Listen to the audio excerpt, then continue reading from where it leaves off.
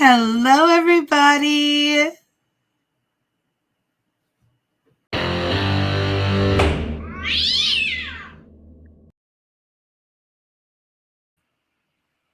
This is in the District Court of Elk County, Kansas, case entitled State of Kansas versus Robert L. Walker Jr., case number 2023 CR 29.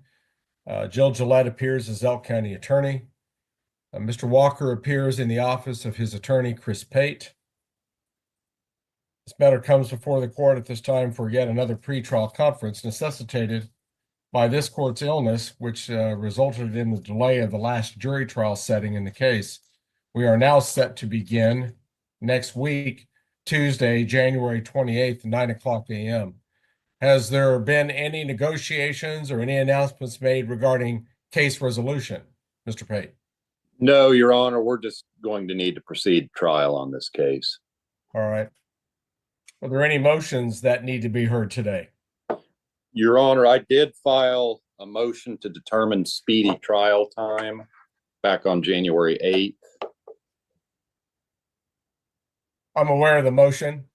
What is the state's position regarding this motion? And if your speedy trial time computation differs from that of the defense, what are the differences, Ms. Gillette? Judge, I have not had time nor was aware that that motion was filed.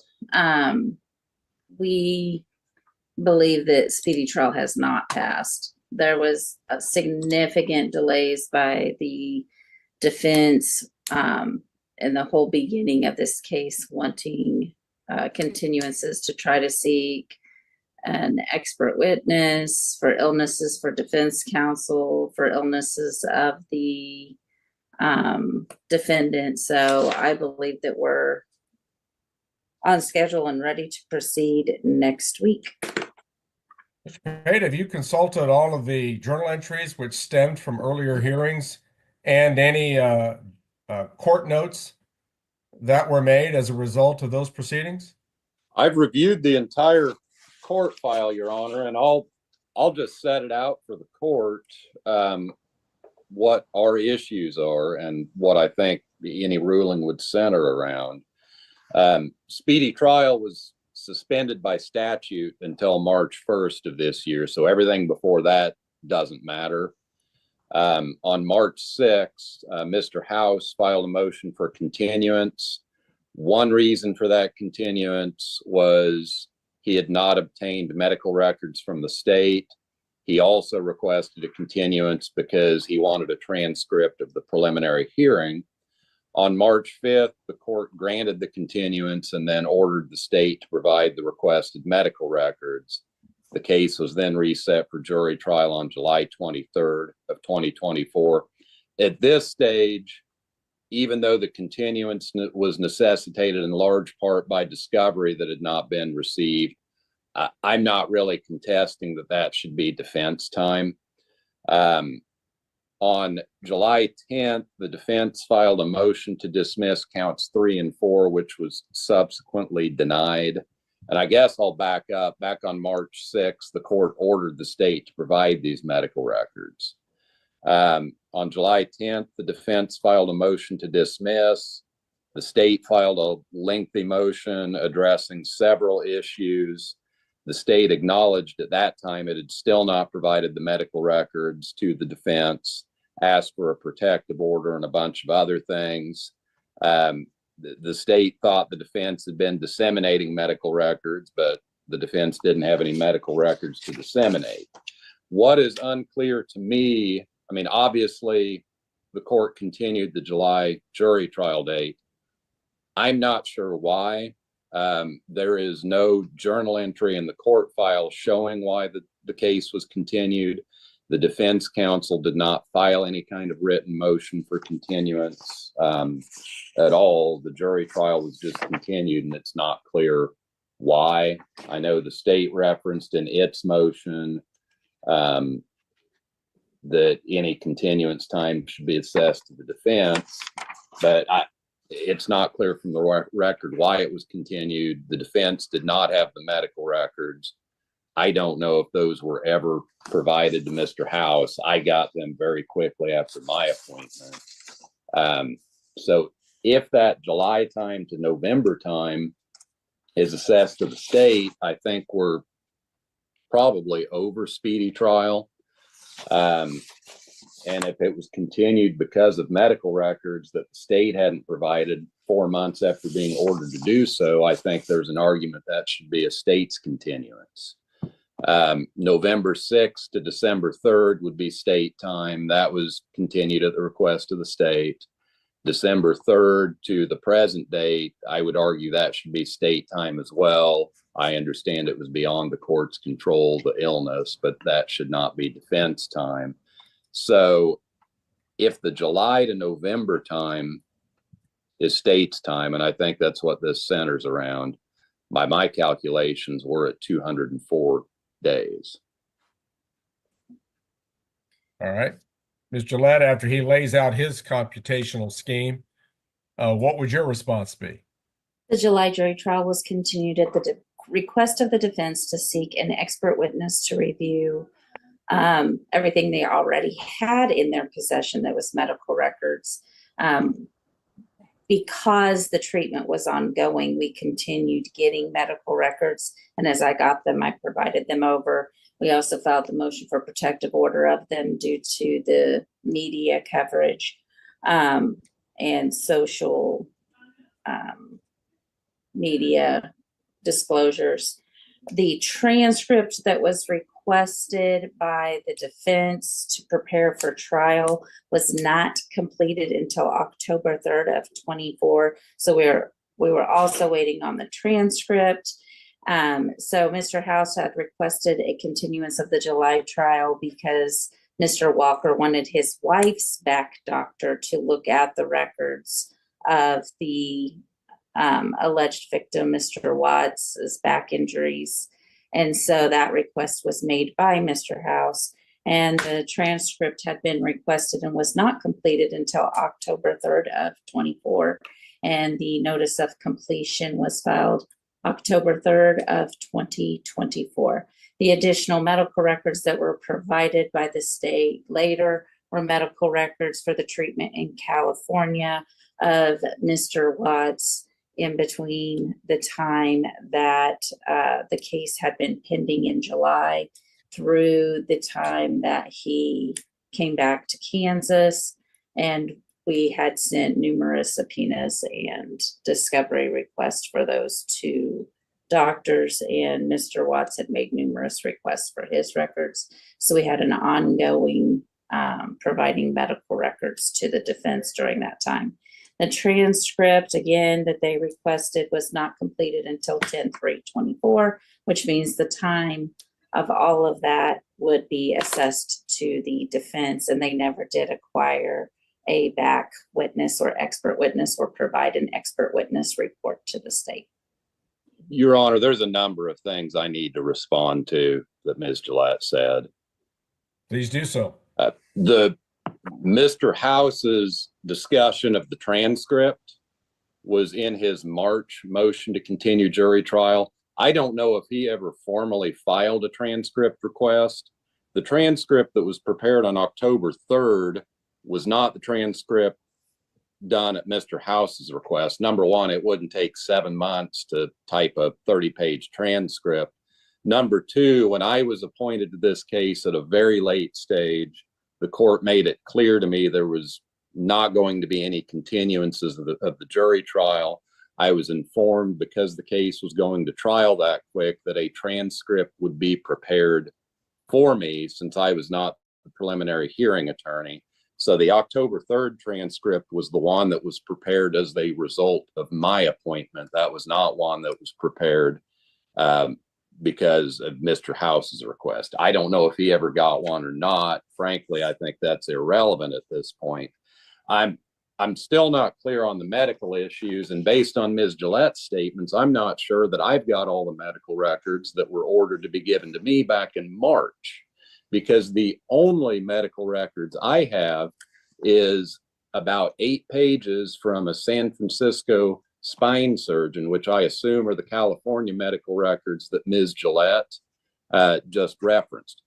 I have no other medical records other than that. So if there are other medical records, and it sounds like based on Ms. Gillette's statements, I don't know where they are.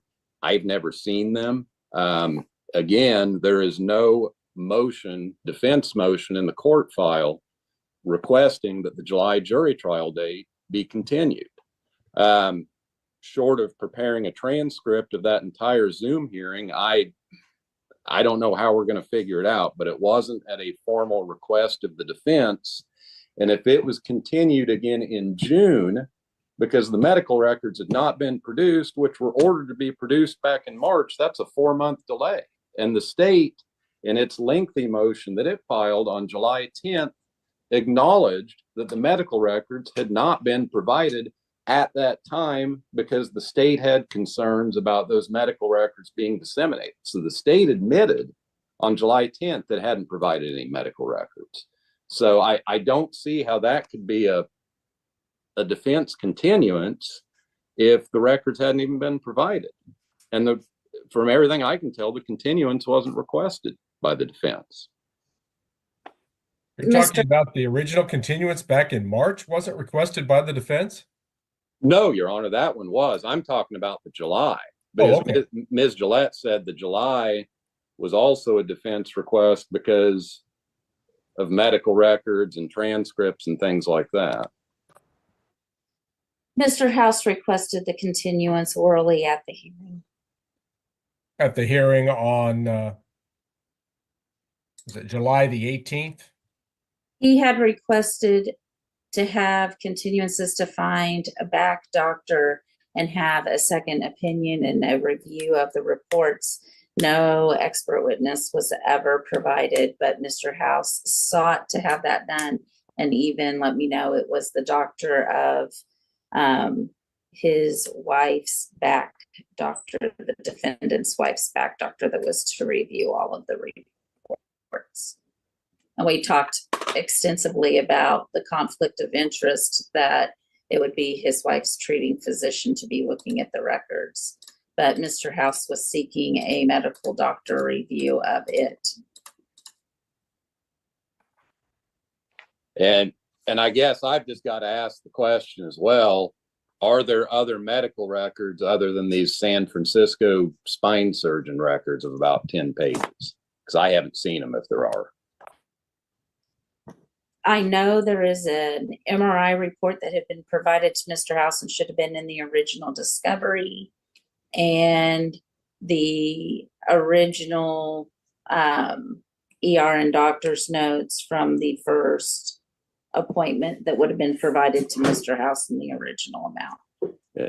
And those were not in the original discovery I got when I was appointed. I got a very large volume of discovery, but I was informed that I was going to have to drive to Elk County to pick up the medical records, that they wouldn't be mailed. And I said I didn't feel like I should have to drive 3 hours to pick up discovery. So the county attorney's office agreed to provide it, but all I got were San Francisco spine surgeons. And it's about, I want to say 10 or 12 pages, which if that's all there is, that's fine. I just know in these aggravated battery, great bodily harm cases, usually there's hundreds of pages of medical records. So I didn't even think, I just assumed this was all there was until Ms. Gillette made the comment just a minute ago about other records. Well, Ms. Gillette, Mr. Pate complains that there are the existence of medical records that he has not been provided, though requested. Everything was provided to Mr. House, and then it's my understanding everything was provided to Mr. Pate. The entire copy of discovery was given to him. Yeah. All right. Mr. Pate, are you satisfied with that response? Well, frankly, I don't know, Your Honor. Independent of the discovery packet that I got, the county attorney's office agreed to send me the medical records so I didn't have to travel to pick them up. What I have is about 12 pages of medical records, and up until about 10 minutes ago, I had just taken at face value that that was all there was. What kind of piqued my attention was when Ms. Gillette was making comments about other medical records and having to wait to get this stuff from California. So I don't know if I have everything or not, to be quite honest. Well, identified earlier was an MRI report and apparently some office notes from an earlier visit That's that what the I, alleged victim went to. Well, Ms. Gillette, can you give me a approximate number of pages? How many pages of medical records you have? I can't, Mr. Pate. I would have to go back and look. Well, the question is, Mr. Pate, is any of this information relevant and possibly exculpatory? And it very well could be. I don't know without seeing it. I can tell the court I've got a 2-page, I guess, office note from a Dr. Zuckerman. I've got a fax cover sheet from San Francisco spine surgeons, which I think was attached to the Zuckerman report. I've got a couple pages from St. Mary's Medical Center in San Francisco saying that they have no patient by the name of Eric Watts in their files. I've got a release of information for Eric Watts from Dignity Health in San Francisco, but there aren't any reports or records attached. And then I've got a fax cover sheet from the Elk County Attorney's Office with the request forms to St. Mary's Medical Center. And that's all I have. And as I said, I had just taken it at face value that that's all there was until the earlier comments. All right.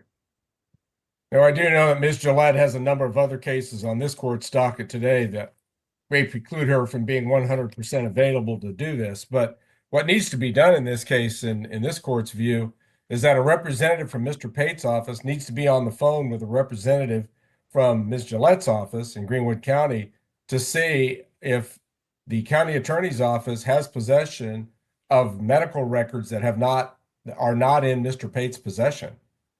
I don't know why Mr. House would not have just turned over his entire file to you. Mr. Pate, did you request that? I called his office a couple times and the fax machine picked up. And then I sent an email one time. I can't remember the exact comment or contents of the email, but I didn't get a response to it. Well, I mean, you're the trial counsel at this point, and you're the one that needs to be provided these discovery materials. So, again, the court has made a strong suggestion here that there needs to be representatives from each office on the phone with each other, and you just need to go through and make sure that any medical records that are in the possession of the prosecutor's office are provided to Mr. Pate. And I think probably the most realistic way to do that is by email, scanning an email at this point. I understand a certain amount of reticence on behalf of the prosecutor's office to require these documents to be picked up in person, but I don't think that that's feasible under these circumstances, especially with the short time frame that we have. So is someone from your office available to do that today, Mr. Pate? It'd be better if it'd be you, but I don't know what your schedule is. I'll call over there. Okay. What time should he call, Ms. Gillette? Judge, I'll have to talk with my assistant over the noon hour. So probably after 1, because I'm in my Eureka office because the bulk of the cases today are all Eureka. There's only one that is for Elk. And Mr. Walker's file with all of the numerous things back and forth is very thick. So it's going to require looking through an accordion file that's full of motions and legal research and all that kind of stuff. We're focusing solely on medical records, though, something in the nature of a medical record in relation to the alleged victim, Mr. Watts. And that's that's really all that I think that this discussion entails. So if it's in the nature of medical, especially medical reports or records of any kind, that's what Mr. Pate needs in his possession pronto, and the court will so order. She suggests 1 o'clock. Ms. Gillette should, based on the court's current assessment of its schedule, free up about 1:30, from 1:30 to 2. At least then, Ms. Gillette, if needed to be contacted, I think she might be available for that purpose. Jill, do you agree? Should be. Okay, I would concur. Unfortunately, I've got 4 matters set at 1:30, so I'll probably be indisposed from about 1:30 to 2:33. Well, again, the communication can be with other representatives of Ms. Gillette's office, and if you can call it 1 o'clock, that would seem to be the prudent way to proceed, and just let them know what you have and what you don't have, and that they should tell you what they have that is not in your possession, and then get it to you. Because I tend to agree. It's an important issue in this case as to whether the battery that is alleged in this case caused great bodily harm. And obviously, medical records are pertinent to that issue. So They've all been critical. turned over to defense, whether it was Mr. House or Mr. Pate. They've all been given over throughout the entirety of this case. And Mr. House requested numerous times if there were any updates. And as I received updates, he got them. Well, and Your Honor, I don't care if they were provided to Mr. House. I mean, yes, could I have run down Mr. House a little more aggressively than I did? Absolutely. But the obligation is on the state to provide all of the discovery to new counsel. And they provided hundreds of pages of other stuff. So if there are medical records that haven't been provided to me, now that I've been on the case for 4 months and requested these things, that's a problem, in my opinion, Your Honor. Mr. Pate, I think Ms. Gillette's position is that they were under the impression you already had these documents. And I don't know if you've previously communicated this lack of information to the county attorney's office or not. Well, Your Honor, I had just taken it at face value that they'd given me everything because I got medical records until Ms. Gillette started talking about other medical records today. Yeah. All right. Well, I think the court has directed a solution here. But let's see if we can get these records into your hands fully by the end of the day, Mr. Pate. Regarding the speedy trial issue, what appears to be critical to the analysis here is exactly what the record in court reflects from the July 15th proceeding. That appears to be where the time is disputed.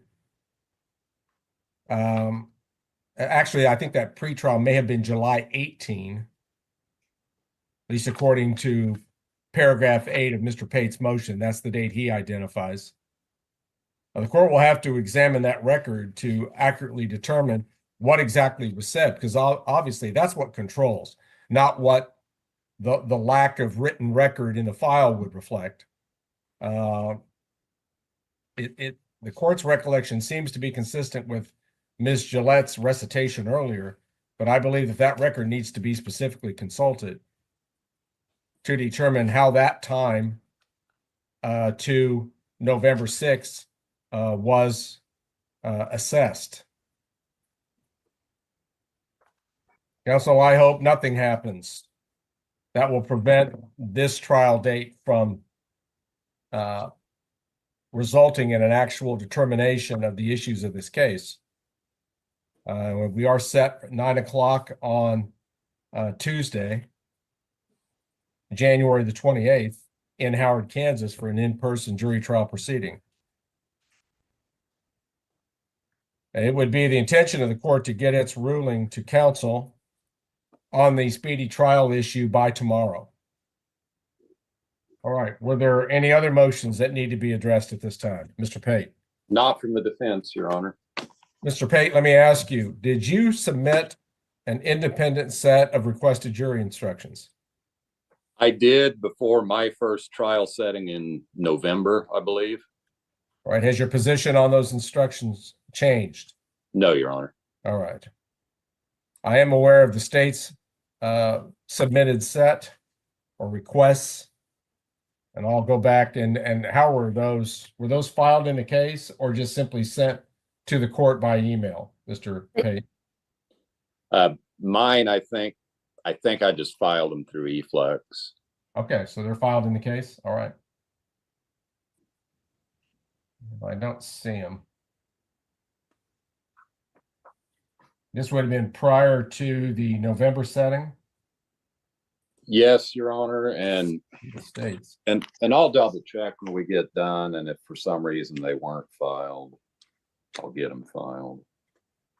Unless you've done some particular drafting in a creative way, Mr. Pate, generally speaking, if I just have the pick numbers that you're wanting to suggest to the court, that in and of itself is helpful. I do have their file stamped November 1 at 2:06. All right. Thank you.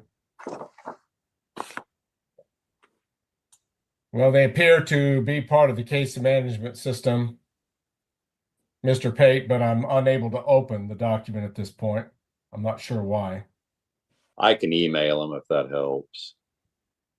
I can send an email real fast. All right. You have them, Andy? Yes, I do. Okay. Well, if you have them, that's my concern. I just want to make sure our office has access to both sides' proposed jury instructions, which we're already working on extensively, counsel.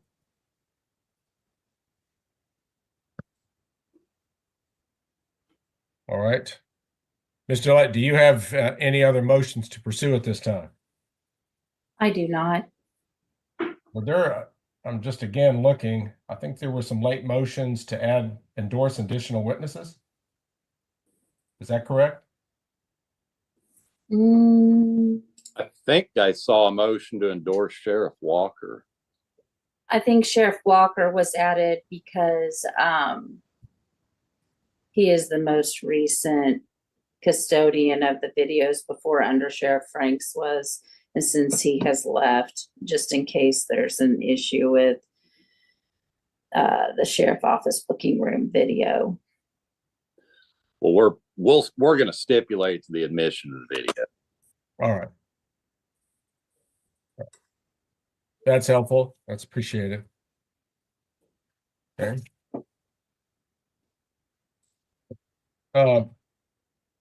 Ms. Gillette, how many witnesses are you currently contemplating to call? I mean, at this point, there should be very little mystery here.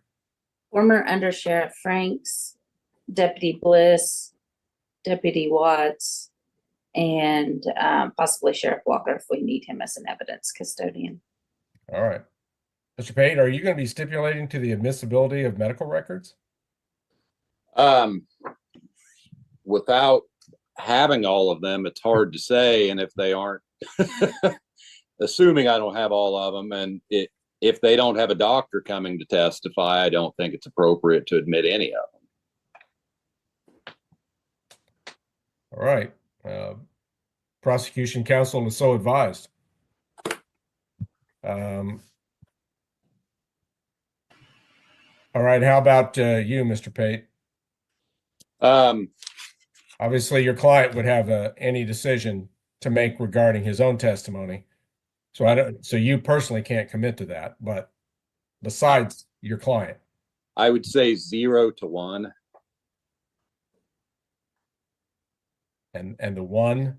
Well, the one would be Mr. Walker if he Oh, okay. that All right. Fair enough. Fair enough, Mr. Pate. Thought you were talking about maybe a third-party witness contingent on what the state presented, but Oh, fair enough. Thank you. Are there any other pretrial matters that need to be addressed or readdressed at this time, Ms. Gillette? No, Your Honor. Mr. Pate? no, Your Honor. Okay. Mr. Walker, have you been able to see and hear everything adequately this morning? I have. All right. Well, thank you for appearing in the office of your attorney. That's just one less Zoom a location we have to deal with. So I appreciate you complying with that. We'll see you. I would hope that you could be there at least by 8:45 a.m. on Tuesday morning, council, in case we've got any last minute matters we need to go over. Yes, Your Honor. All right. And I will get my ruling on the speedy trial issue out by tomorrow. If there's nothing further, the Walker matter will currently be in recess. And this meeting may be in. Be safe, be well, sleep sweet, and much love.